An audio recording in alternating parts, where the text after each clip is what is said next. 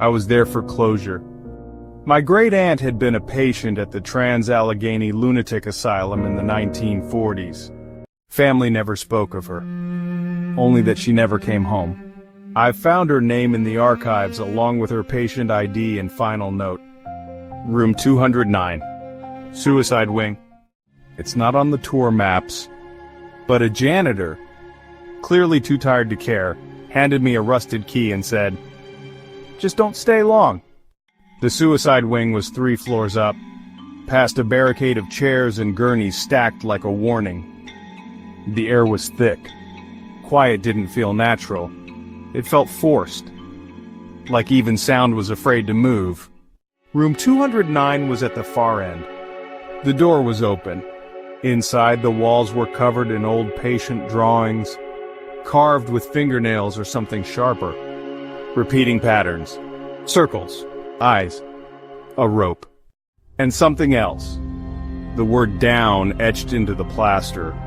Over and over. I sat on the bed. It groaned like something shifting beneath it. I pulled out my aunt's photo. She couldn't have been older than 19.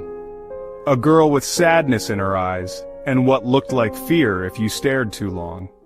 That's when I heard the whisper. Right beside my ear. He told me to jump. I froze.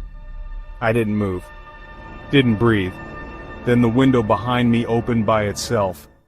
I turned around. There was no wind. No movement. Just an open window and faint footprints on the windowsill. Like someone had just stepped off. I turned back and she was standing in the corner. My great-aunt. Head tilted. Eyes wide. Lips stitched shut with blood. She reached a hand toward me and mouthed something slowly. I didn't need to hear it. I knew.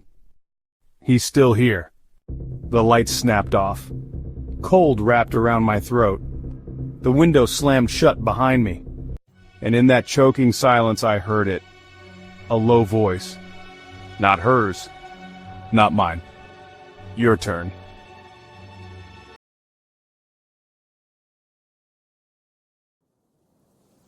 I've done over 30 paranormal investigations in my life. Private homes, abandoned hospitals, entire forests that feel like they breathe when you're not looking. But nothing prepared me for the Trans-Allegheny Lunatic Asylum.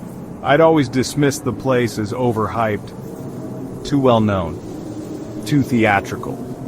So when I arrived with my equipment, just me, a static camera, an EVP recorder, and my journal, I expected a quiet night, maybe a few creaks, a door slam if I was lucky. They assigned me to Ward C, rarely open to the public. It was a place where patients with severe schizophrenia and violent outbursts had been isolated. The staff called it the Dead Wing, not because anyone had died there, but because it was so still, even when full of people. By 1:13 a.m., I'd set up my camera facing the hallway. I sat near the nurses' station, listening to the old building groan under its own weight. Then the temperature dropped, not gradually. Violently, my breath clouded the air, and the hairs on my arms stood up. Static. Dense. As if something in the hallway was holding its breath. Then I heard it. Skittering. Above me. Something was moving through the rafters, fast, sharp, and irregular. Like claws tapping wood. I aimed my flashlight at the ceiling. There were old vents and wooden beams up there, but no animals could have gotten in. Then the flashlight flickered. And in that half second before total darkness I saw it. Something crouched in the beams. Its eyes reflected the light, wide and glassy, and its limbs were too long, almost spider-like. But this wasn't an animal. No. It was watching me. Studying me. And then it whispered, "You're not supposed to be here." The flashlight died completely. I scrambled for my backup, hands trembling. The air felt tighter, pressing against me like I was being crushed from all sides. My recorder clicked on by itself and started playing audio. It wasn't mine. A woman's voice. Crying. repeating a phrase over and over. It crawls above. It comes when the lights go out. Don't look up. Don't look up.